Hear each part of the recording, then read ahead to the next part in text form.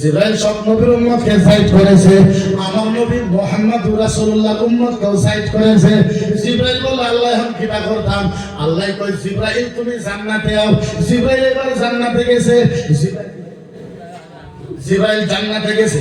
জান্নাতে যাওয়ার পর এত বড় জান্নাতের একটা কম্পিউটারের মেশিন দিছে। কি মেশিন? কম্পিউটারের মেশিন দিছে। জিবরাইল বলে আল্লাহ এটা কি, আল্লাহ এটা কি, আল্লাহ এটা কি, আল্লাহ এটা কি। আল্লাহ জীবনে দিন আল্লাহ এটা কি। আল্লাহ কয় জিবরাইল এটা জাহান্নামের, এটা জান্নাতের কম্পিউটারের মেশিন। বলে আল্লাহ এটা কিবা করতাম, আল্লাহ এইটা দিয়ে আমি কি করব। আল্লাহ ডাক দিয়ে বলে জিবরাইল একটা কাম করো, এই যে আপনারা যখন এয়ারপোর্টে যান, আপনারা যখন এয়ারপোর্টে যান মাথার থেকে পাও পর্যন্ত আপনাদের চেক করে না। একটা কাঁচা থাকলে বাইরে ওঠে না, 1 মিনিট রাস্তা ভালো করছো, কাঁচা থাকলে বাইরে ওঠে না। এবং কম্পিউটার মেশিন দিছে।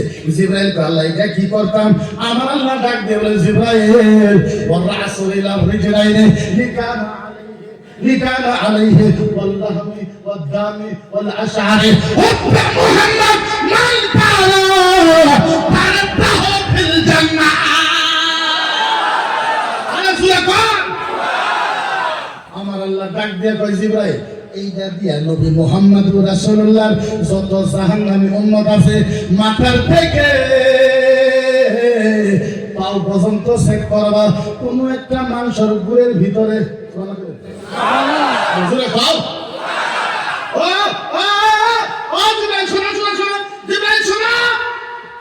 মাথার থেকে নিয়ে পাও পর্যন্ত চেক করবা, কোন একটা মাংসের টুকরার ভিতরে, কোন একটা পশমের ঘুরে, কোন একটা রক্তের ফুটার ভিতরে। আল্লাহ কি কোন একটা মাংসের টুকরার ভিতরে, কোন একটা রক্তের ফুটায়, কোন একটা পশমের ঘুরে যদি আমার নবীর ভালোবাসা পাওয়া যায়, ওই ভালোবাসার খাতিরে আমি আল্লাহ তার জাহান্নাম মাফ করে দিলাম।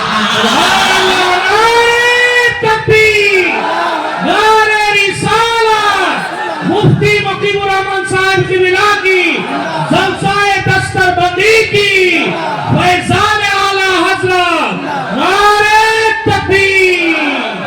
ও ভাইরা বুঝাই তো বুঝাই কেমনে, বুঝাবার ভাষা নাই। আমার কাছে যদি কোনো জাদু থাকতো আপনাদের কলিজার ভিতরে ঢুকাই দিতাম, এমন কোনো জাদু আমার ভিতরে নাই।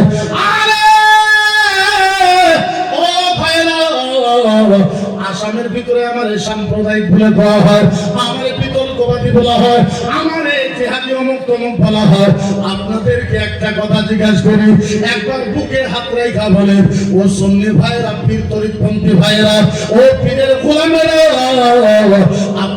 আপনাদের পীরের রাস্তা দিলাম, আপনাদের পীরের কসম দিয়ে বললাম, আপনারা বুকে একবার হাত দিয়ে রাখেন, আমাকে বুঝান।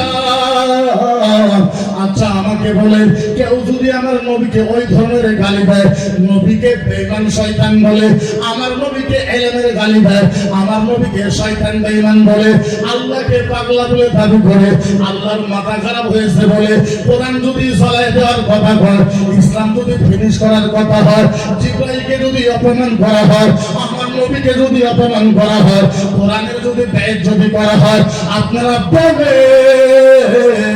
আসামের মুসলমান একত্রিত হইয়া গণতান্ত্রিক হিসাবে ওই নবীর পক্ষে মুসলমানের কথা কওয়া দরকার আছে না? না, আমার সাধারণ কথা বুঝেন ও ভাইরা, কেমনে আপনাদেরকে বুঝাইবো। লন্তারা লিখানা ইয়াউমাল কিয়ামা ফাতহু লিখানা রাসা, কিয়ামতের ময়দানে একটা উম্মত জান্নাতে যাওয়া বাকি থাকা পর্যন্ত আমার নবী সাজদার থেকে মাথা তুলবে না।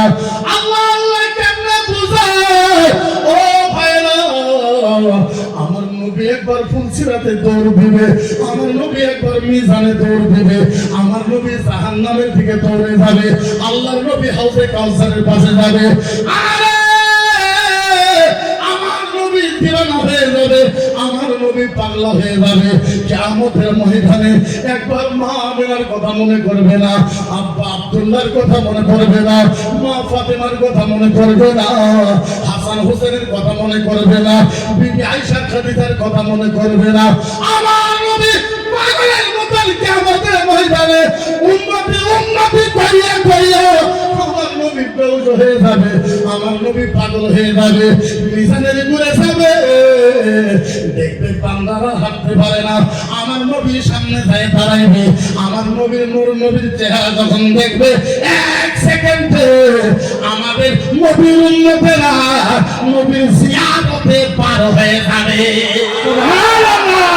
বলে সেই নবী আমাদের জন্য এত কিছু করেছে, আজ পর্যন্ত ইতিহাস সাক্ষী আছে আদম নবীর থেকে নিয়ে এখন পর্যন্ত 2,24,000 নবী আজকের তারিখ পর্যন্ত কোন নবী নিজের কবরে উম্মতের জন্য কাঁদে না। ইতিহাস সাক্ষী আছে, বুখারী সাক্ষী আছে, মুসলিম সাক্ষী আছে, আবু দাউদ, নিসাই, তিরমিজি, ইবনে মাজাহ সাক্ষী আছে। ও ভাইরা, সেই দিন থেকে আমার নবী মদিনার ভিতরে আরাম করতেছে, আল্লাহর কসম এখন পর্যন্ত আমার নবী মদিনায় উন্নতি করে কাঁদতেছে। সুবহানাল্লাহ। বলেন তাইলে বলে ওই নবীকে অপমান করলে, ওই নবীকে আঘাত দিলে আসামের মুসলমান ওই নবীর পক্ষে কথা কওয়ার দরকার আছে না? না,